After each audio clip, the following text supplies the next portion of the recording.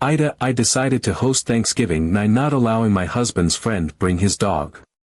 She didn't listen to me and the hosting went crazy. Alright, buckle up, folks.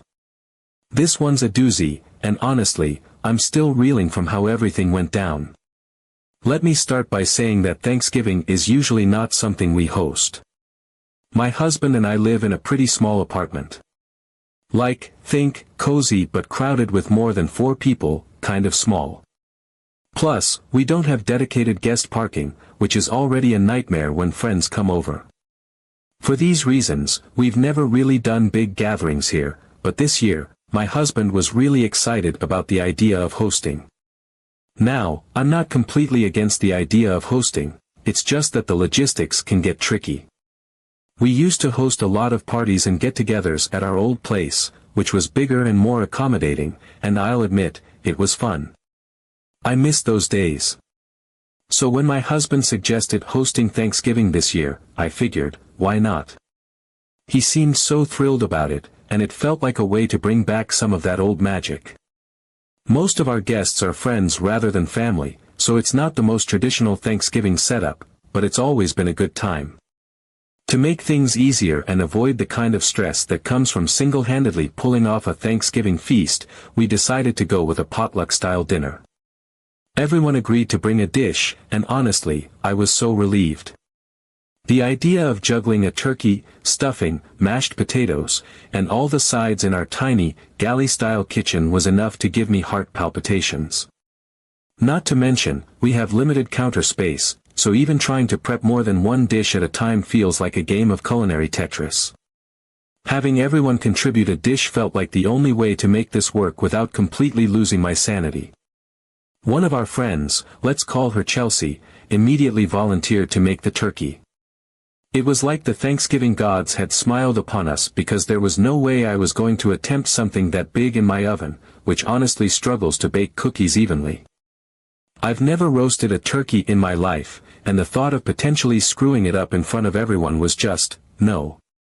Chelsea, on the other hand, is known in our group for her cooking skills. She's that friend who brings perfectly plated dishes to potlucks and somehow makes it all look effortless. Her turkeys, in particular, are legendary. They're always golden brown, juicy, and seasoned to perfection. I mean, people actually rave about them weeks later. So when she offered, it felt like a huge weight had been lifted off my shoulders. Turkey. Check. Crisis averted. Fast forward to Thanksgiving Day, and I was running around like a maniac trying to get everything ready. I'm talking full-on panic mode, shoving random clutter into closets, cramming coats and bags into the laundry room, and desperately trying to make our cramped little apartment look presentable. You know when you start cleaning one area, and suddenly you notice 5 other things that need to be fixed. That was me. Every smudge on the walls, every stray sock under the couch, I saw it all, and it was driving me nuts. My strategy basically boiled down to shoving anything remotely messy out of sight and praying no one opened the wrong door. To top it off, we don't have a dishwasher, so I was already fighting a losing battle with the sink, which was practically overflowing with last night's dinner dishes. I lit every candle I owned to mask the faint smell of whatever had been lurking in the drain, and by some miracle, the place started to look halfway decent. My husband was in a great mood the whole time, bless him. He was bustling around, vacuuming, tidying up, and texting friends to confirm their arrival times. It felt like a team effort, and for a brief moment, I thought, okay, maybe this won't be so bad. That's when we got a text from one of his friends, let's call her Emily, asking if she could bring her cat. Now, don't get me wrong, I love animals. I'm the kind of person who stops to pet dogs on the street and watches cat videos to unwind. But my immediate reaction was, absolutely not. First of all, our apartment was already going to be packed. We were squeezing 10 people into a space that feels tight with more than 4, so adding a cat to the mix. Hard pass. Secondly, it was a dinner gathering. I just couldn't imagine how comfortable it would be for the cat to be surrounded by loud voices, clinking dishes, and people bustling around. And let's not forget the logistics. Where was the cat going to hang out? On the table? Underfoot while we're serving food? It just didn't make sense. So I politely told Emily that pets weren't allowed, explaining that our space was small and not really pet-friendly for an event like this. To her credit, Emily was super understanding. She immediately said, "No problem," and mentioned she'd make other arrangements for her cat. I breathed a sigh of relief. Crisis averted, or so I thought. It was one of those moments where you think, great, one less thing to worry about. If only I'd known what was coming next. But then my husband brought up a potential issue. He reminded me that Chelsea has a dog. And not just any dog, a medium-sized, very excitable dog that she brings everywhere. Like, if you've met Chelsea, you've probably met her dog within 5 minutes. It's her whole personality. Now, I have no problem with people loving their pets. I think it's great when people treat animals like family. But there's a time and a place, and I didn't think our tiny apartment during a crowded Thanksgiving dinner was it. My husband suggested we give Chelsea a heads up about the no pet rule, just in case she was planning to bring her dog. I agreed, even though I had this sinking feeling about how it might go. See, Chelsea has a bit of a history with this kind of thing. There have been a few events in the past where she wasn't allowed to bring her dog, and it caused some, let's say, tension. But I figured we'd be fine as long as we were polite about it. So my husband texted Chelsea, asking if she was planning to bring her dog and gently explaining that, unfortunately, we couldn't accommodate pets for this particular gathering. He kept it short and polite, straight to the point. To be honest, I could tell he wasn't thrilled about sending the message, but I figured it would be less awkward coming from him since they've been friends for longer. I even offered to step in and make the call myself if he wanted me to, but he assured me he could handle it. I didn't press the issue, though in the back of my mind, I couldn't shake this nagging feeling that this conversation might not go as smoothly as I hoped. A little while later, Chelsea called him instead of texting back. My husband, looking a little uneasy, decided to put her on speaker so we could both be part of the conversation. From the moment she spoke, I could feel the tension building. Her tone wasn't friendly or neutral, it was clipped and had this underlying edge of irritation, like she was already bracing for a fight. She didn't even ease into the call with pleasantries or small talk. Her first words were, "You know, I always bring my dog everywhere," and the way she said it wasn't a casual observation. It sounded more like a challenge, like she was daring us to contradict her. I'll admit, I was taken aback. I wasn't expecting her to be thrilled about the no pet rule, but I also didn't anticipate this immediate level of resistance. My husband looked at me, wide-eyed, as if to say, "What now?" I took a deep breath and decided to step in, thinking maybe I could smooth things over. Trying to keep my tone calm and friendly, I said something along the lines of, "Well, that's not entirely true, right? I mean, there have been events where you didn't bring your dog. And honestly, that is true. We've been to barbecues, birthdays, and even a game night where her dog wasn't present." I thought I was just stating a fact, something neutral to steer the conversation away from the defensive tone it was heading toward. Apparently, that was a mistake. My comment landed like a lead balloon. There was this brief pause, just long enough for me to realize I might have hit a nerve, before Chelsea fired back, "Well, why didn't you tell me this before you invited me?" Her voice had this sharpness now, like she was truly offended, and I could feel the atmosphere shift from tense to downright uncomfortable. My husband stayed quiet, probably sensing this was quickly escalating into a situation he didn't want to get tangled up in. I tried to explain myself, still keeping my voice as calm as possible, though I could feel my heart starting to race. "Honestly, Chelsea, it didn't even occur to me to mention it," I said, carefully choosing my words. "I just assumed it wouldn't be an issue since this is a formal dinner. It's not really common for people to bring pets to something like this unless it's discussed beforehand. And, you know, we don't have pets ourselves, so we're just not set up for it." I thought I was being reasonable, logical, even. In my mind, it's not typical to assume you can bring your dog to a dinner party without asking first. But Chelsea wasn't buying it. Her response came quick and sharp. "Well, I guess you'll have Thanksgiving without a turkey then." The way she said it was so matter-of-fact, like she was throwing down a gauntlet. For a second, I didn't even know how to react. Was she serious? It felt like she was holding the turkey hostage over the fact that she couldn't bring her dog. My mind was racing, trying to process how we'd gone from a simple boundary about pets to what felt like an ultimatum. At this point, I was floored. It felt like she was trying to pressure me into letting her bring the dog by holding the turkey hostage. I don't like being pressured, especially in my own home, so I calmly responded, "I'm sorry you feel that way."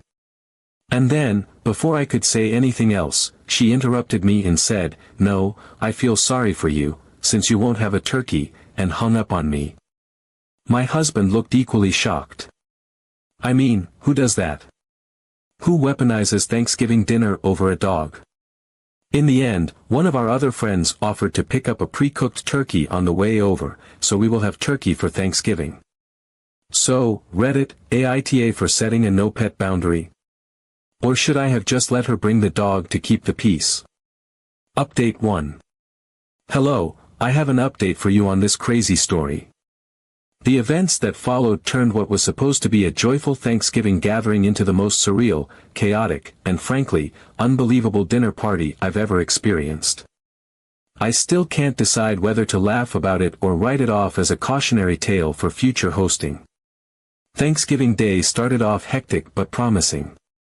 As expected, the apartment was tight with the number of people we invited, but the energy was so positive that it made up for the lack of space. Everyone arrived on time, dishes in hand, and there was this immediate warmth in the air. My husband and I greeted each guest at the door, thanking them for their contributions. The spread started coming together beautifully: casseroles, stuffing, mashed potatoes, roasted vegetables, pies, you name it. And, as planned, one of our friends came through with a perfectly cooked pre-made turkey, which they picked up that morning.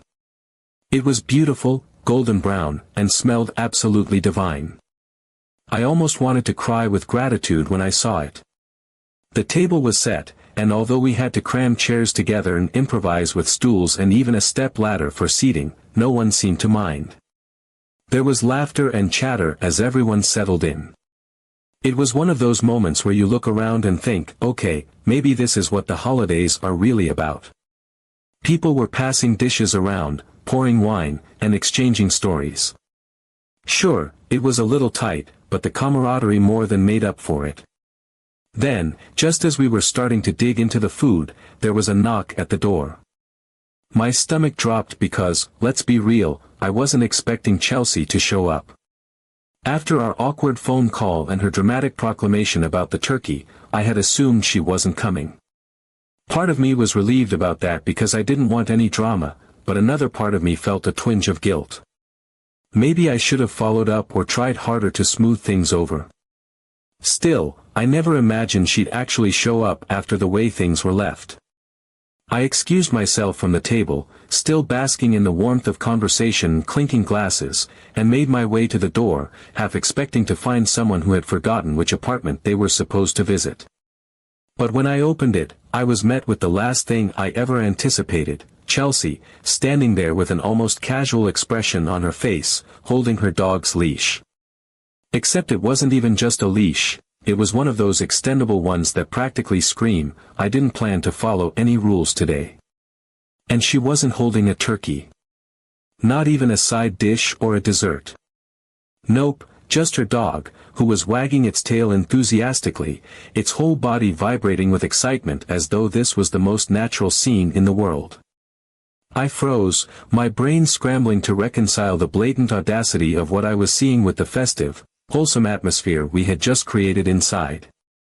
For a split second, I wondered if I was imagining things. Maybe this was some sort of stress-induced hallucination brought on by the chaos of hosting. But no, there she was, in the flesh, with her very real dog. The sight was so absurd that I couldn't even speak at first. The energy inside, warm and bustling with friends passing food and sharing stories, felt like it belonged to another universe entirely compared to what was now standing at my door. Finally, I managed to stammer out some sort of greeting, though it probably sounded more like a question than a welcome. "Chelsea," I said, the disbelief evident in my tone.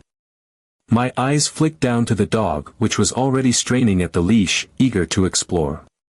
The sheer gall of it left me momentarily paralyzed.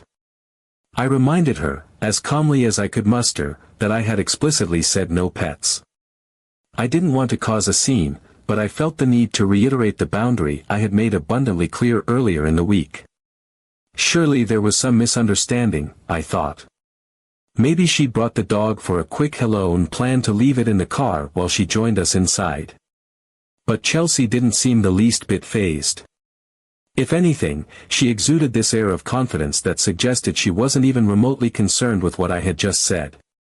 She gave me this almost breezy look, as if to say, "Oh, don't be silly."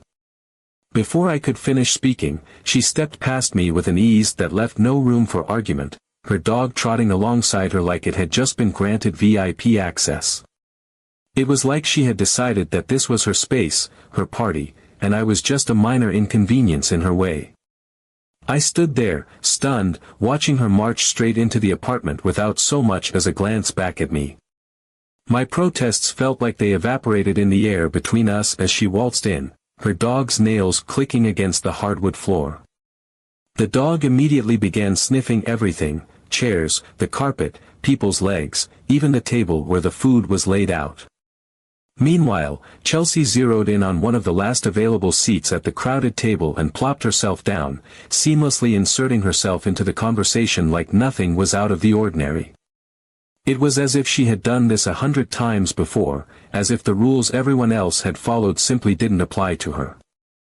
And then it hit me, she hadn't brought the turkey. Not a single dish, not a bottle of wine, not even a store-bought pie. She showed up empty-handed, completely unbothered by the fact that she had volunteered to provide the literal centerpiece of the meal. And yet, there she was, helping herself to the food that everyone else had worked so hard to prepare, acting as if she was entitled to be there.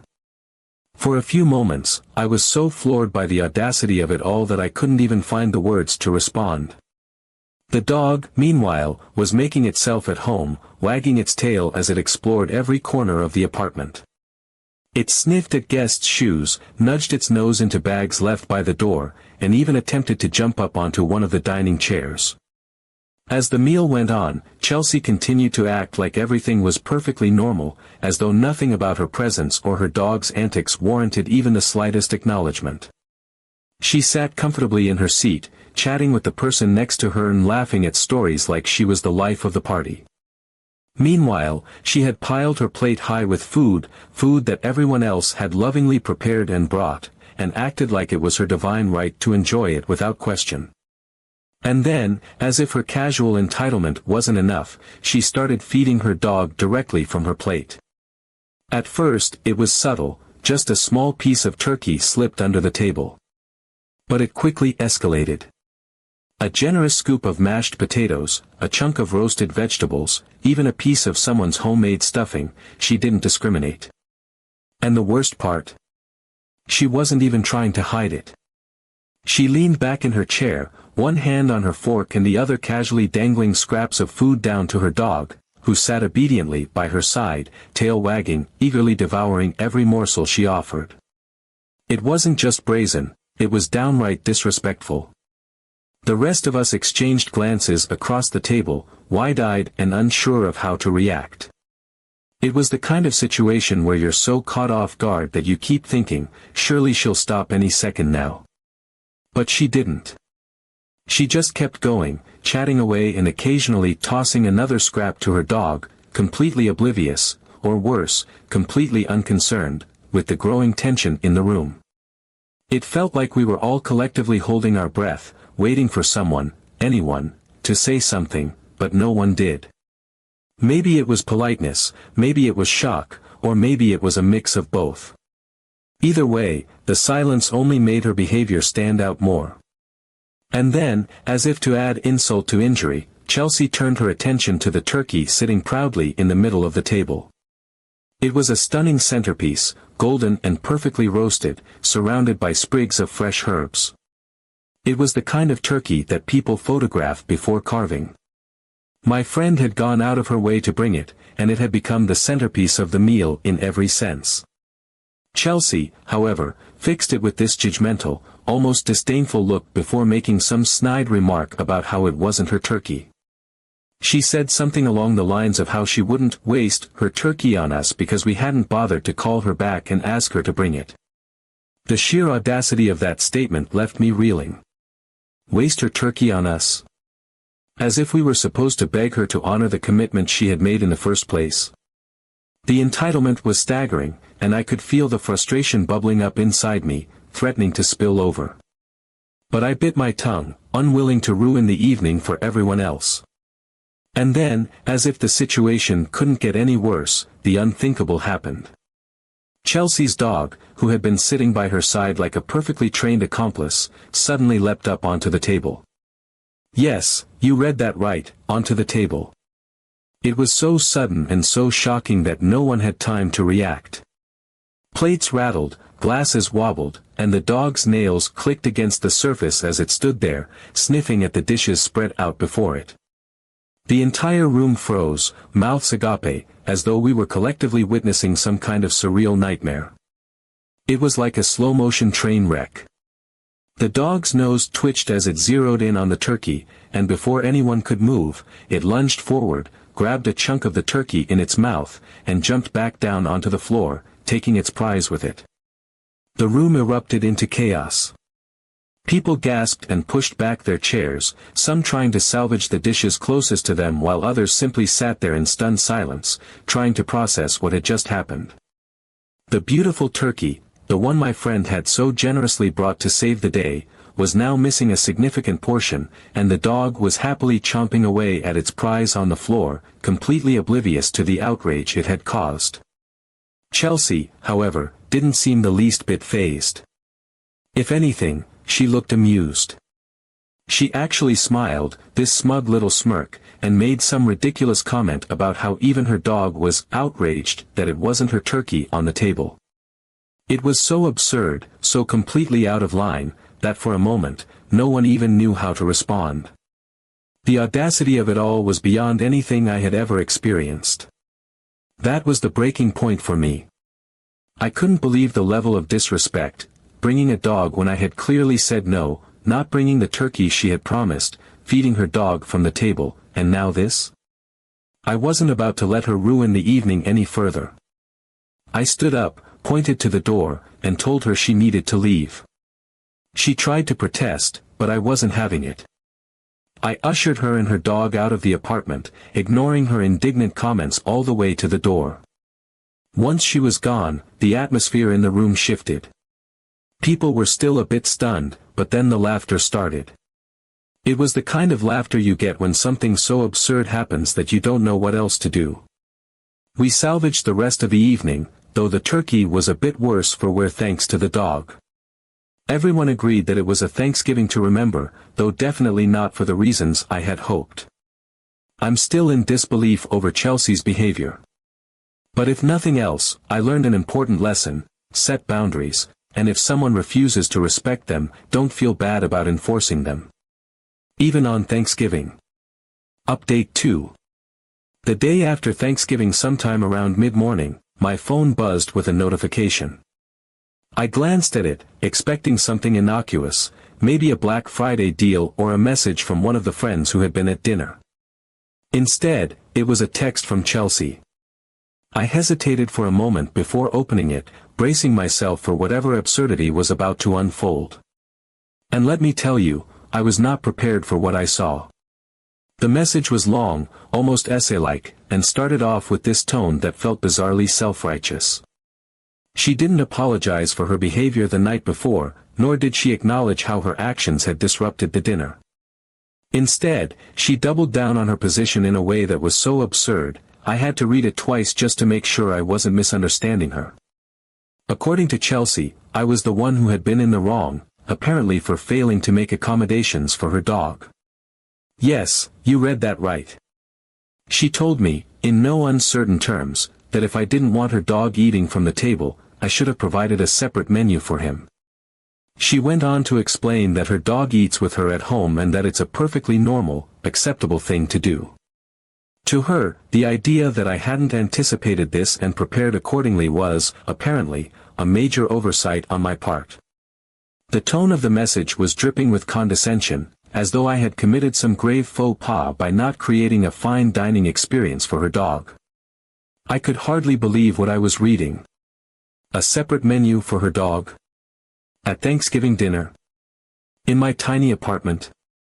The sheer entitlement was almost comical. Almost. What really got me was the way she framed it, as though I had been the unreasonable one. She actually had the nerve to suggest that my lack of preparation for her dog was the root of the problem, that if I had just made a plate for him, none of the chaos would have occurred. It wasn't her fault for bringing the dog uninvited. It wasn't her fault for feeding him scraps from the table or letting him steal the turkey. No, the fault lay squarely on my shoulders for failing to treat her dog like a guest of honor. The absurdity of the message hit me like a ton of bricks. I stared at my phone, my jaw practically on the floor, as I scrolled through her lengthy diatribe.